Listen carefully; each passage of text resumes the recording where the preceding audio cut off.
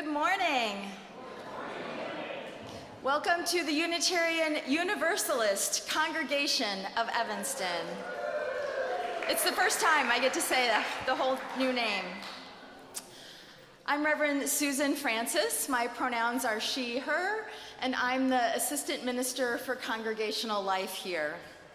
I'm joined this morning by a host of worship associates, Alison Issen, Stephen Baksa, Taylor Hobart, and Carol Young, all from our Rainbow Alliance. Happy Pride Month.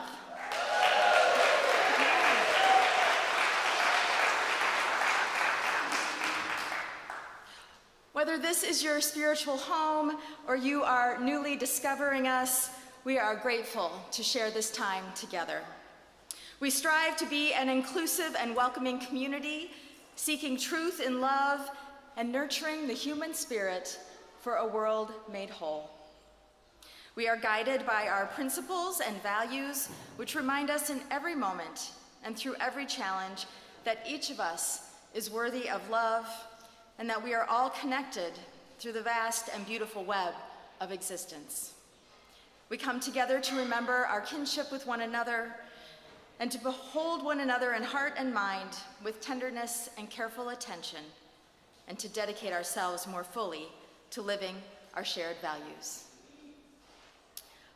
Welcome to everyone joining us online. We're going to turn around and wave, say welcome everybody. Happy Pride Month, welcome. We hope you have your chalices ready. People of all ages are welcome and an important part of our faith community. We are blessed to have the children in the sanctuary every Sunday for the first half of the service. Our nest in the front is our designated area for families with young children. We have quiet fidget toys and activities and a kid-friendly order of service. We encourage our parents and caregivers in the nest to help support our youngest members of the community to participate in the service in an engaged way. Nursery care is available every Sunday in room 11 in the lower level, and you can access that from the stairs at the back of the sanctuary, or if you're in the lobby, there's another set of stairs back by the restrooms. As part of being a welcoming and inclusive community, we have some information posted on the screen that will orient you to UUCE and our service, and we have a few announcements. Next Sunday, we'll be joining with UUs across the country to watch the live stream of the GA Sunday morning worship service, but they are going to have a 90-minute service, and it starts at 10 a.m. So service next week starts at 10 a.m., and if you're feeling it that morning, there's a community sing that we're going to live stream starting at 9:30. So when you come at 9:30, we'll start the community sing, and when you show up at 10 a.m., there'll just be a moment's pause, and then we'll move right into the GA worship service. We'll end at 11:30 and have our regular kinship time. Next Sunday is also a mask-required service, a day when we make space for our immunocompromised members and friends. And so you'll all be required actually, to wear a mask over your nose and mouth next Sunday from when you're in the building from 9 a.m. to 1 p.m. And that also means that we'll have tables and chairs set up outside for kinship time so that you can enjoy your snacks with your mask off out on the south lawn. So that will be all of our service for next Sunday. Today starts our faith formation program for the summer, which is called Phineas and Ferb Fartsy Fun, with an emphasis on the art for fartsy. And today, our young folks will gather in room 8 downstairs after the Joys and Sorrows, and parents, you can rejoin them at noon today. And in honor of Pride Month, we are rebooting our Rainbow Alliance. You may know that it's been a little quiet for a while, so next Saturday, we're having a lunch. So if you haven't RSVP'd through the newsletter, please do, so that we can have enough for everybody. And our Rainbow Alliance is a gay-straight alliance, and so we hope to see many of you there to vision the future for our community's Rainbow Alliance. That's next Saturday, June 20th. And now let us settle in together. our friends online, all of us here in the sanctuary. As we begin our service, let us quiet our electronics and our bodies as we join in beloved community. Welcome to worship.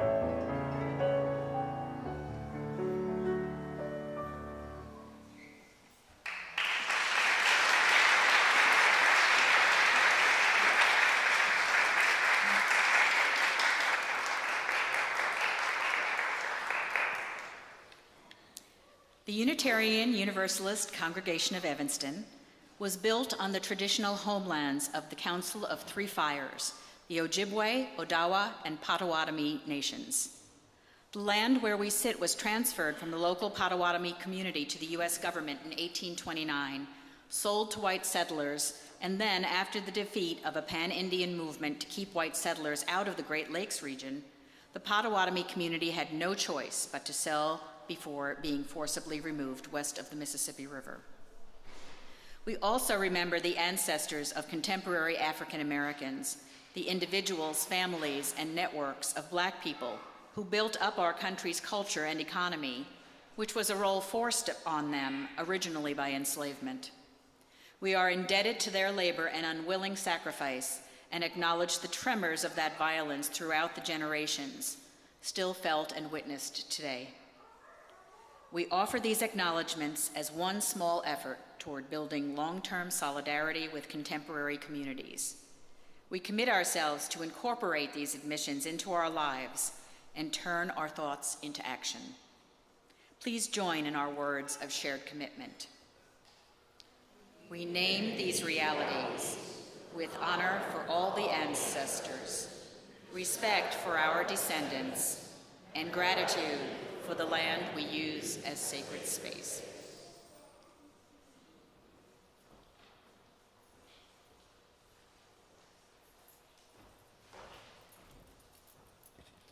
Well, good morning.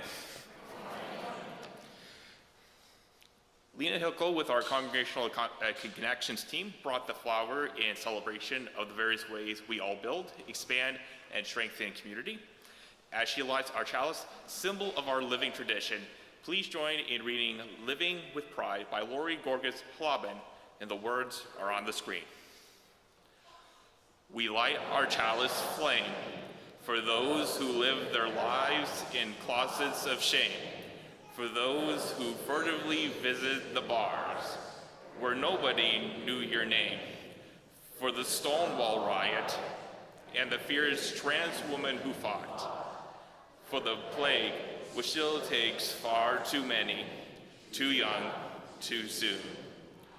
So many gone, so many never lived to see, out gay kids singing on TV, out gay people serving in the military, marriage equality, families formed by intention. We light our chalice flame for all of these, and for all our siblings of the rainbow, surviving, living life out in the open with pride.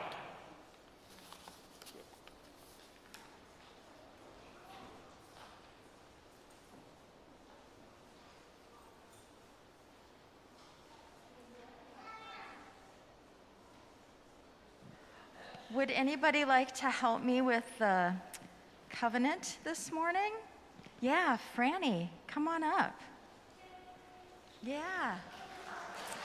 Hi. Can you come stand like right over here? Perfect. This is Franny. Can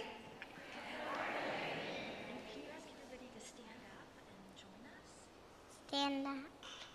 Stand up and join us. All right. And then, will you help us read the covenant together? Are you ready? Love is the spirit of this congregation, and service is its law.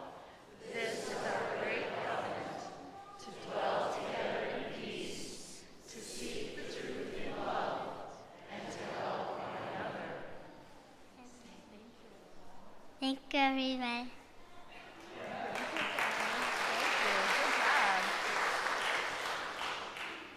For our folks joining us online, please greet each other in the chat, and I invite everyone here to look for someone new and say good morning.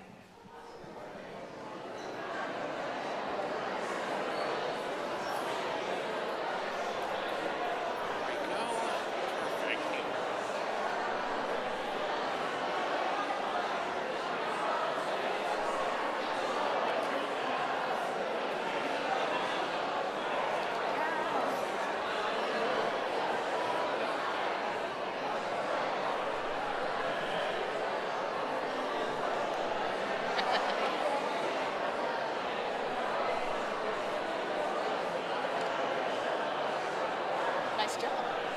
Thank you. I was like, what, getting up on stage? And then I'm like, right, I played something.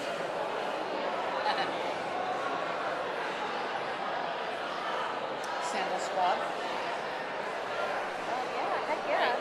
You might actually have the same sandals. Oh, no, perfect close.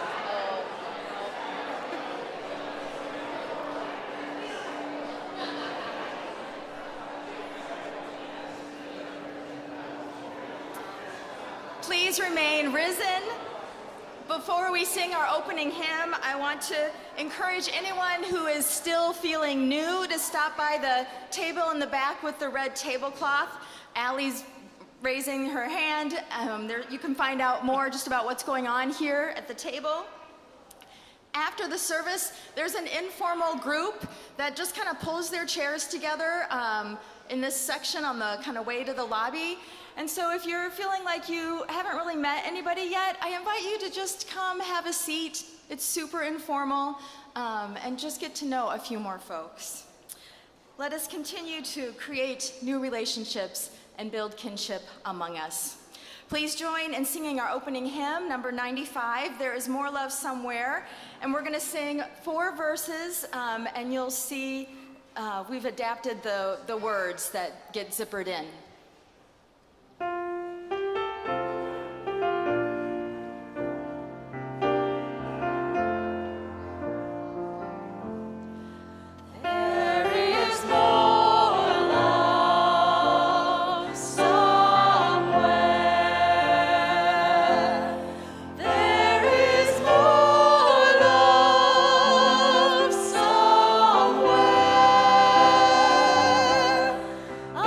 Gonna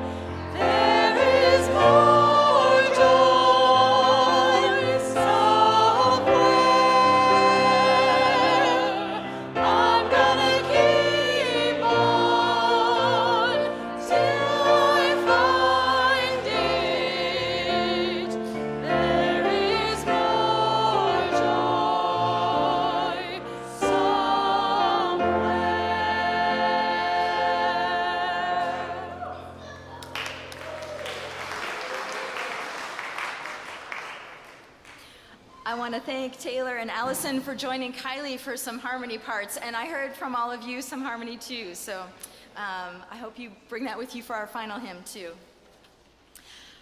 Our story this morning is And Tango Makes Three by Justin Richardson and Peter Parnell. It's a children's story that is banned in many school districts across the country because those who have banned it focus on the part of the story that is LGBTQ+ positive.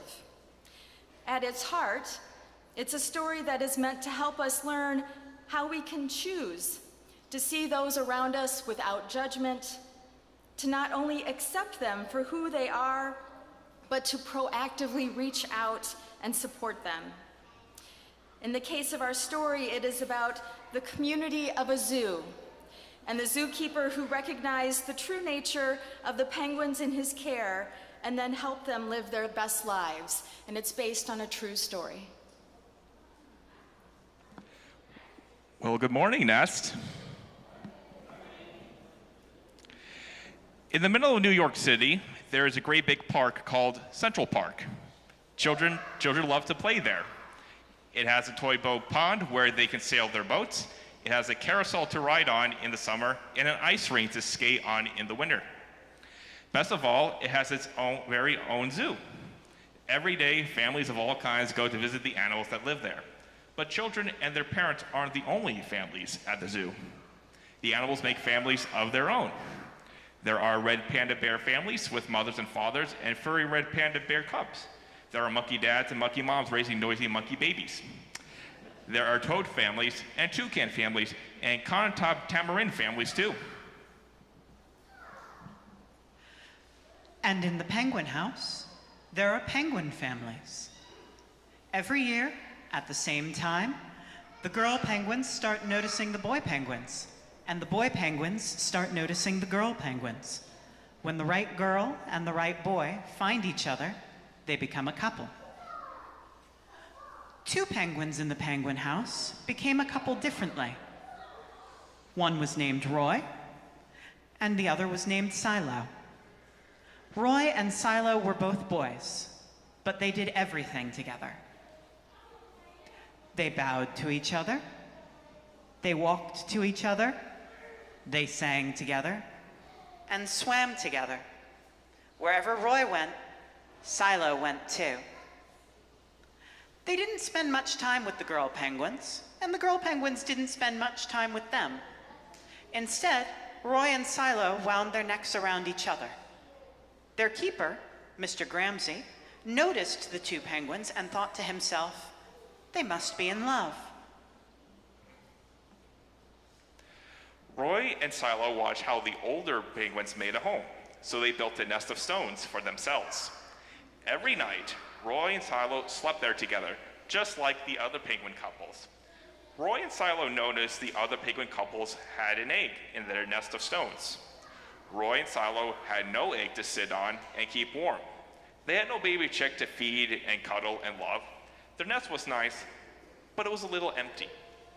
Then, Mr. Gramsci got an idea.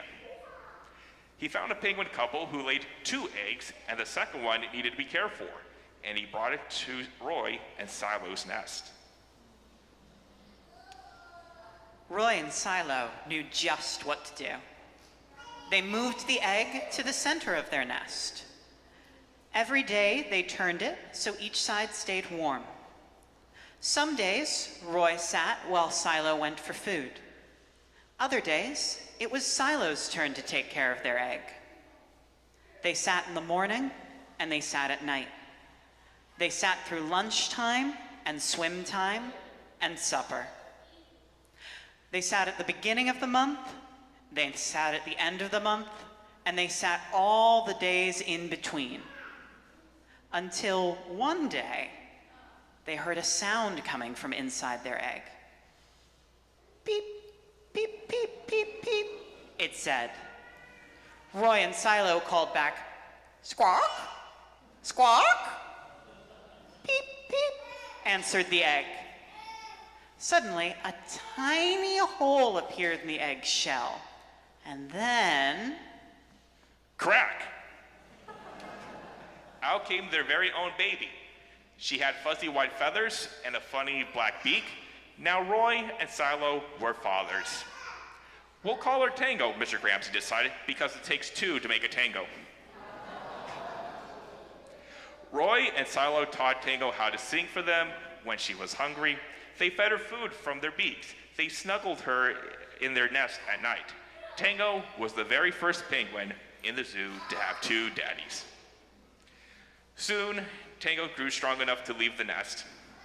Roy and Silo took her for a swim, just like all the other penguin families.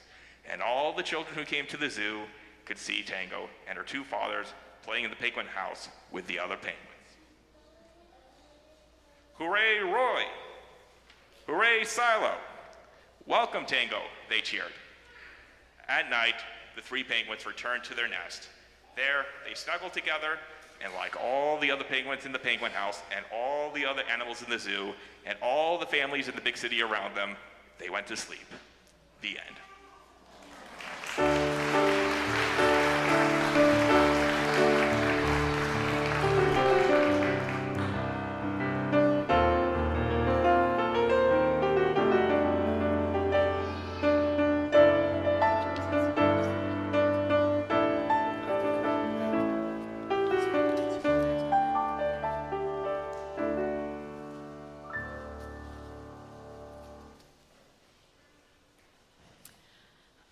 I invite us to settle into a quiet time of reflection as we share our joys and sorrows. If you have a joy or sorrow that you'd like shared on Sunday morning, you may write it in this book, which lives on the little table just as you walk in from the lobby. Or there's a button that says Joys and Sorrows on the homepage of our website, or you may always email Reverend Eileen or myself. For another 2 weeks, and then Eileen is on sabbatical, which I hope you all know, for July and August. These are the joys and sorrows that have been shared with us before our service today. From Sean Talmadge, thank you for carrying wishes for my mom, Kathy Talmadge. She came home from the hospital yesterday and her leg will heal over time. So Kathy fell at home and broke her femur on Wednesday. But she's, as Sean said, home and doing relatively well. She has loving family and friends to watch over her. And Kathy, if you're watching, we will miss you and look forward to when you're back with us. Everybody's waving. So please send Kathy cards. I don't know if you know, but if you've gotten a card from Kathy, she makes beautiful cards. So if you have a moment, send Kathy a card and some well wishes in her recovery. And from Kathy Underwood, a very happy special birthday today for my hubby, Todd. Happy birthday, Todd. Sing along for 64. Will you still feed me? Will you still need me when I'm 64? Oh, sorry, I didn't do the sing-alongs. Yes.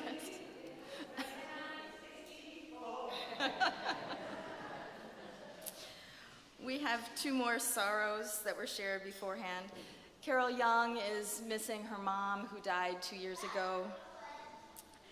And this weekend, 10 years ago, is the anniversary of the mass shooting at the Pulse nightclub in Orlando, Florida.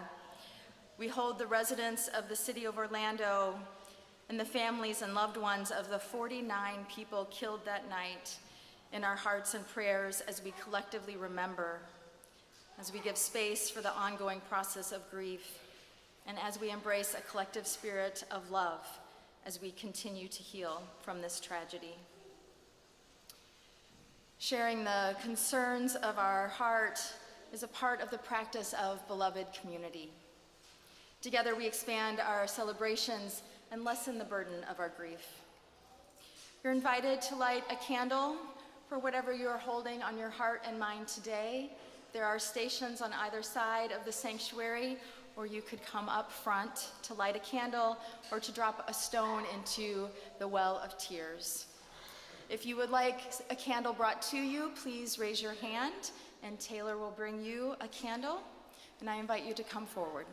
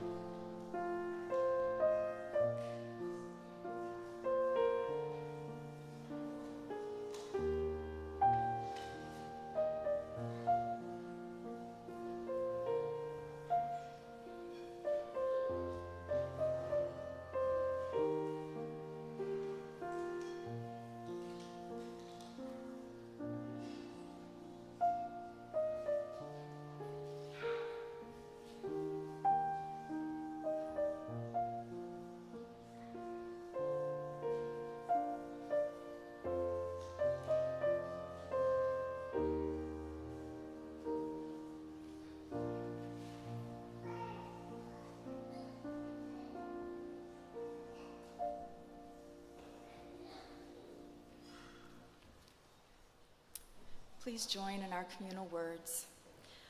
For these joys we give our thanks, for these sorrows we give our love. Please join me in an attitude of prayer and meditation as I share with you a prayer for those lost in the Orlando massacre, written 10 years ago this weekend by Reverend Karen Johnston. It is a prayer that also applies to all that is happening in our country right now, and I invite you to take from it what you need in the days ahead. Spirit of love and life, I am sad, I am mad, I am afraid. These small words keep repeating in my head and my heart. We give voice to our grief because of the lives stolen, gay and lesbian and trans lives, Latino and Latina lives, beloved, cherished lives. We give voice to our prayers for lasting comfort for their families, healing for those injured, respite for those who offered the gift of rescue and who will be forever changed by what they saw. It is hard to look at the news, yet it is just as hard to turn away. I see these lost lives, and I know that even without having met them, that I love them. Sweet, dancing ones, cheeky, loving ones, mostly brown ones, beloved queer ones. They are God's children, every single one of them. The universe sang in each and every one of their heads, hearts, and hands. Even if they find a reason or a motivation for this horrible act of violence, it will never make sense. Our hearts will go on aching. Some of us just want to cry. Some of us just want to lash out. Some of us just want to hide. I am sad. I am mad. I am afraid. Yes, but not only those things, I am still here. I am still alive. Yes, I might be tired, but I will also be brave.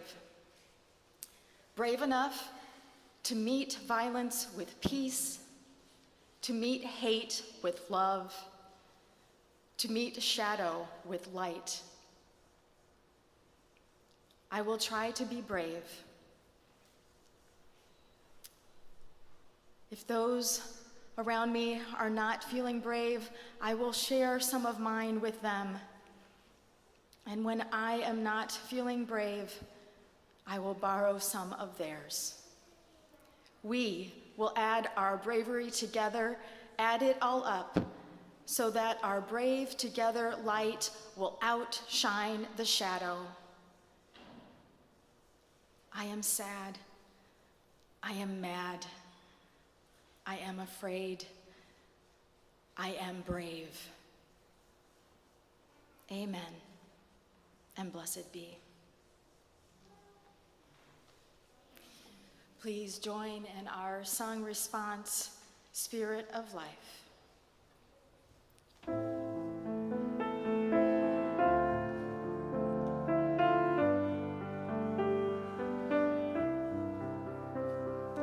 Spirit of life, come unto me. Sing in my heart all the stirrings of compassion.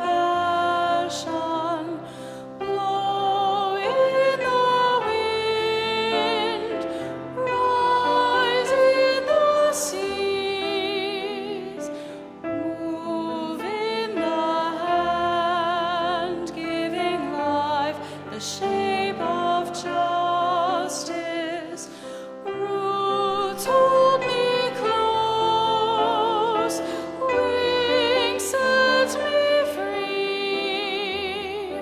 Spirit of life, come to me, come to me.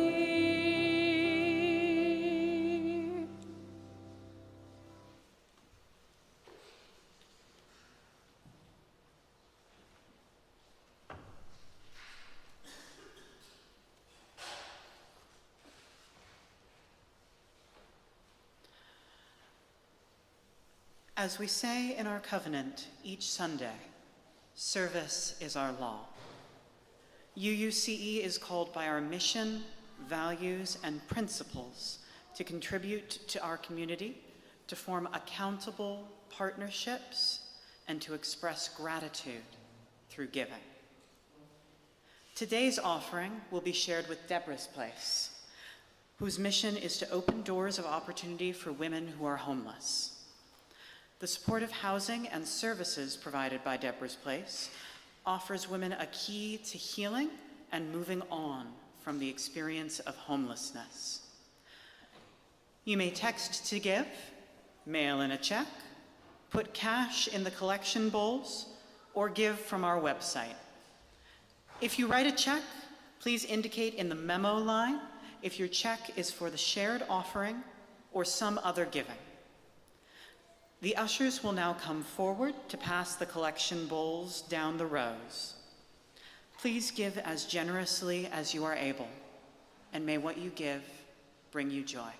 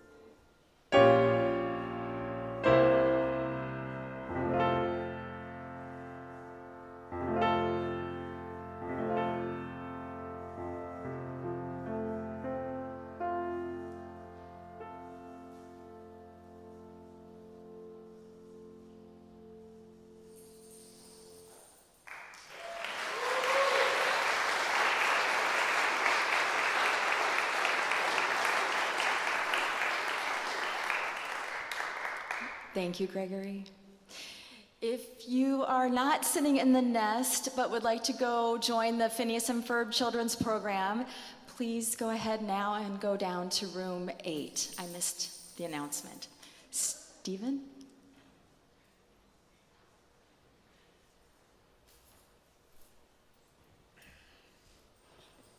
Good morning. Thank you for your generosity. Our reading this morning is the poem Beacons by Kimmy Floyd Reich.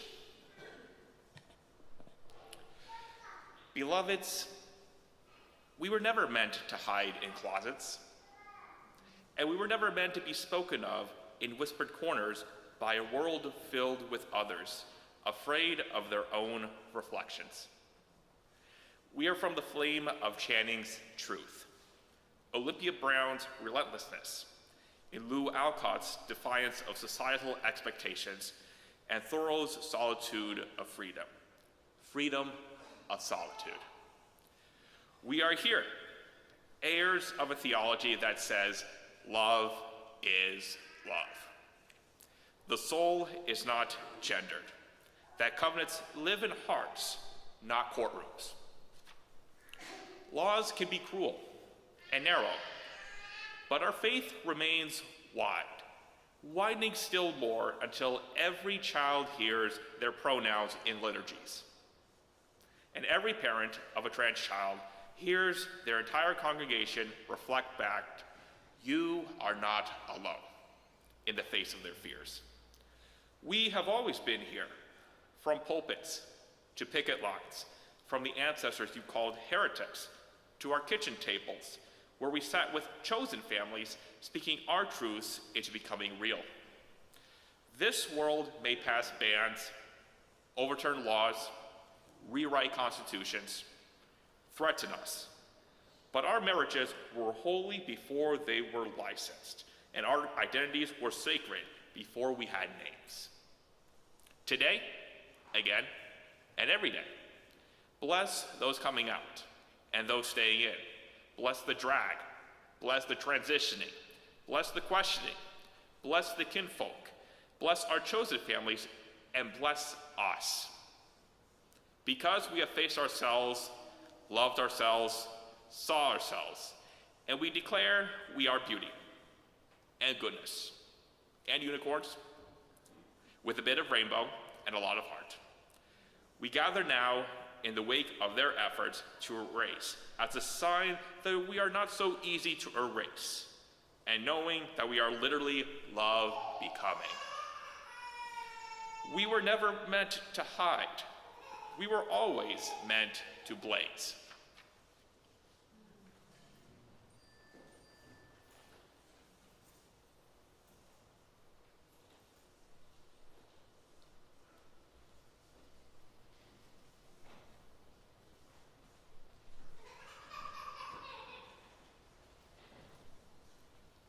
My friend Donald Roop, artistic director of the Renaissance Theater in Orlando, Florida, wrote an original musical called From Here, which debuted at the Orlando Fringe Festival in 2019. Donald says he didn't set out to write a show about the Pulse nightclub massacre, which took place in Orlando on June 12, 2016. What he wanted to write about was his chosen family, his close friends. But as the story emerged, the more he kept returning to that terrible trauma. He said, "The Pulse connection really was not planned, but if I was going to write honestly about myself and my friends around that time period, it would be false not to talk about how it affected us." Eventually, From Here was expanded for a local production, and in 2024 had an off-Broadway run. The show celebrates queer joy, coming out, chosen family, and compassion in the face of cruelty. It tells the story of Daniel, a 30-something gay man learning to balance life, love, and family when the Pulse nightclub shooting changes him and his hometown forever. Kiley and I will sing the finale, Order, which portrays the characters' struggles to grow despite their grief over the attack.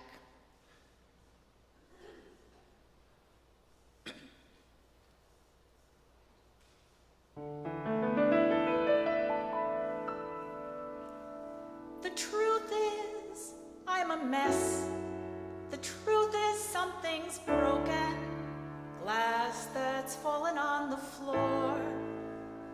won't see me anymore. It's time to see the light. Darkness like a parasite feeds on every part of you. Nothing you can do. But maybe it's okay. Maybe it's all right. Maybe if I stay, I'll live to fight a tougher fight. Maybe when you're older, then the less it stings. Maybe there is order in this mess of things. Maybe it's okay. Maybe it's okay. People make mistakes, and people lose their way sometimes, and other people take their time finding their way back in time. You have to let it go. Bitterness can ruin you, and in my heart I know loneliness is not alone. Maybe it's okay. Maybe it's all fine. Maybe if I stay, I'll walk across that finish line. Maybe when you're older, then the less it stings. Maybe there is order in this mess of things. Maybe it's okay. Maybe it's okay. Maybe it's okay.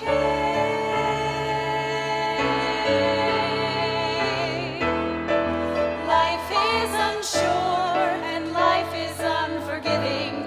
The roads we endure are rarely straight ahead. The end of the day is really the beginning of the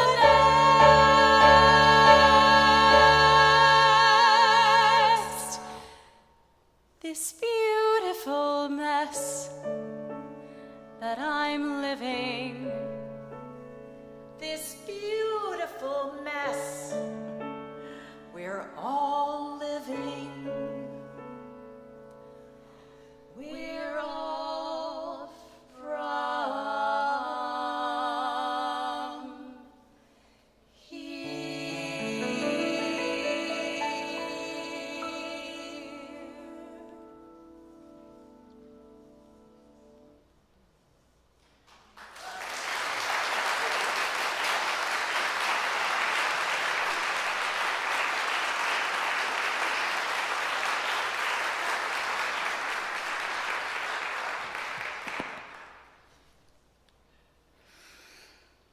I lived in Central Florida from the age of 21 until moving to Chicago 3 years ago.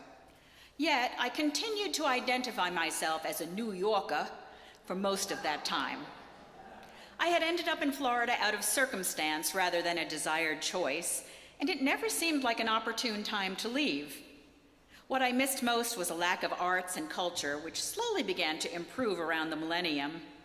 Still, I never really embraced Orlando as my city, but that changed at a profound level on June 12, 2016, when a shocking event created a new sense of belonging to the place. That day, the torturous heat of a Florida summer was already upon us, so I was working out in my garden by 6:30 a.m.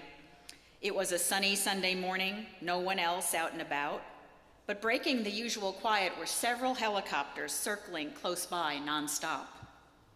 Around 8, my husband came out to say, "Something's up, there's been a shooting here."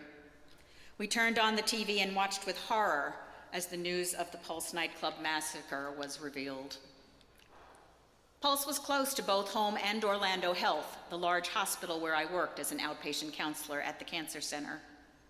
The number of those killed and injured rose as we watched throughout the morning, finally calculated at 50 wounded and 49 dead. At the time, this made Pulse the deadliest mass shooting in the United States history by an individual, a record that was sadly broken the following year in Las Vegas. Pulse had been a vibrant, popular dance club, a haven for the LGBTQ+ patrons and others who flocked there. June 12th happened to be Latin night at Pulse. The shooter, killed by police after a 3-hour standoff, legally purchased the semi-automatic rifle and pistol used in the attack and had been researching several places that might be considered gay-friendly, including Disney World. If I could pick the emotional state which feels most detrimental to my sense of well-being, it's helplessness, especially in the face of another's suffering. As the morning wore on, I felt the combination of helplessness and grief clashing with an inner call to action. I knew that my hospital was the only level 1 trauma center in the region and would be overwhelmed with the large number of seriously injured. I contacted a colleague to see if I could be of use at the hospital, but was told it was locked down even to employees. I decided instead to show up at the center, which is Orlando's hub for LGBTQ+ support and resources. People there were shell-shocked, with many staff on the phone trying to figure out their response. After spending their time there offering informal support, I went to my congregation, First Unitarian Church of Orlando, or 1U, after getting word that we were setting up counseling services staffed by the many congregants who were licensed mental health professionals, offering the first free crisis counseling site among the many that would eventually be set up to respond to this tragedy. After seeing a few people there, I went to the location which broke my heart the most that day. All the families that did not yet know the fate of their loved ones were sent to the Hampton Inn next to the hospital. I signed in as a support person and wandered among the hundreds gathered in the hope that their person might be one of the survivors. As the victims were ID'd, their families would be taken upstairs and given the news, then come back to walk through the gauntlet of waiting people, either actively mourning their dead, fearful for those severely wounded, or experiencing a mix of guilt and relief if their loved one was likely to survive. My last stop that first horrible day was at the Zebra Coalition, a small house that provided support to LGBTQ+ youth who were often abandoned or kicked out of their family home. Here I staffed a phone hotline where one caller, unable to reach their son, wondered if they had been at the nightclub and were they still alive. I finally went home around midnight, feeling mostly ineffectual in relieving the vast amount of suffering that was swirling around the community. In the months to come, I provided support at my church's counseling site and at Parliament House, a huge gay hotel and entertainment complex, where I would see anyone who responded to the offer for free counseling in an empty motel room, often with the recipient under the influence of alcohol. A weird counseling venue for sure. But the love and gratitude and openness of shared grief that was expressed among the hundreds that might be attending on a given night was a mighty salve. I also recognized the defiance demonstrated by showing up publicly in great numbers after the deliberate attack on the LGBTQ+ community. And that was the response throughout the city, the country, and the world as messages of support poured in from all over. Lin-Manuel Miranda immediately wrote a song recorded and combined with There's a Place for Us from West Side Story, with the refrain, love is love is love is love. A message which began to appear across the city. Several pastors who had formerly preached an anti-gay message began to promote acceptance and tolerance in their congregations. Donations were made to support the victims and their families, as well as the employees and businesses around Pulse that had to shut down for many weeks. Orlando, prior to that day, had only a couple of citrus-themed street murals, but street and community art blossomed in response to this tragedy and continues to thrive to this day. The first mural was created within weeks on the side of Einstein Bagels, across the street from Pulse, which had been the emergency staging area for those shot that night. The nightclub site itself became a beautiful, though makeshift, memorial attended by people from all over, which was only recently torn down as the city finally begins construction of a permanent memorial. And of course, you all know about the rainbow crosswalks, which remained in place until the state painted over them last year. Although I understand that there are still those who go out regularly with colored chalk in the middle of the night to recreate those special pathways. Now, I do not cry easily, certainly not while taking action in a crisis, but there were times when my grief became impossible to suppress. Just a week after the shooting, there was a memorial gathering at Lake Eola, which is in the center of downtown Orlando with swans, paddle boats, and an amphitheater. 50,000 people attended. A huge white banner was laid out on the ground with markers to write messages. As I wrote mine and I read others, my eyes began to well up. A light drizzle fell, and as it cleared, a rainbow appeared across the lake, and I began to weep in full. Orlando holds its Pride Parade in October. That year, the parade on October 25th was the largest in Orlando history. First Unitarian had its entry, as it had since the very first Pride Parade, and most years it was the only religious community represented. This time, there were 147 floats, several of them churches and other faith communities, and over 150,000 attendees. As I waited with the 1U float in the staging area on this perfectly dry, sunny day, I looked up, and over the buildings ahead, a double rainbow appeared for about 10 minutes.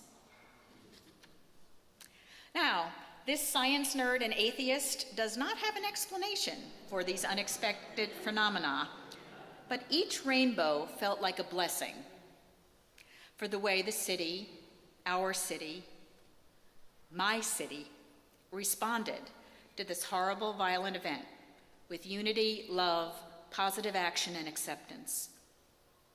May we all learn to respond to hate with love, to violence with peaceful action, and to the diversity of loving relationships among us with the open arms of respect and acceptance.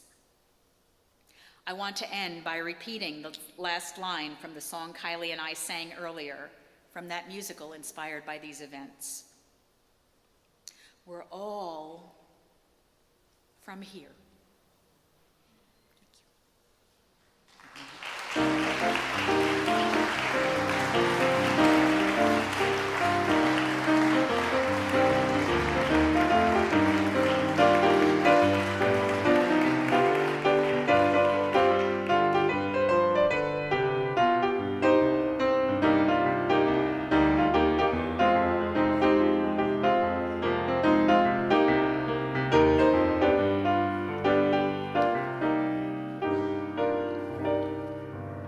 Extinguishing This Chalice by Reverend Elizabeth Sell Jones.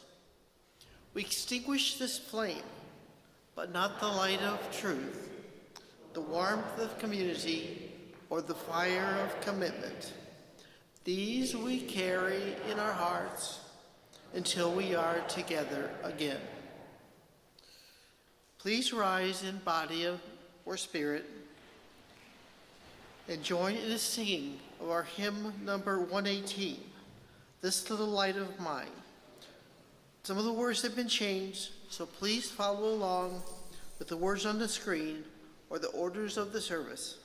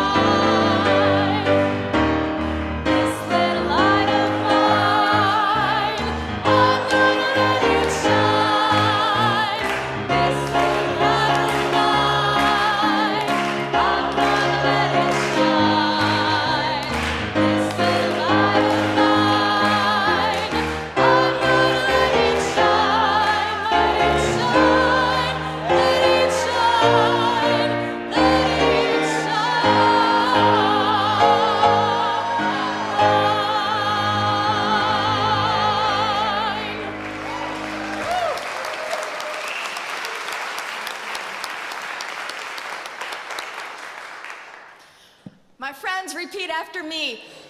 I am sad. I am sad. I am mad. I am mad. I am afraid. I am afraid. I am brave. I am brave.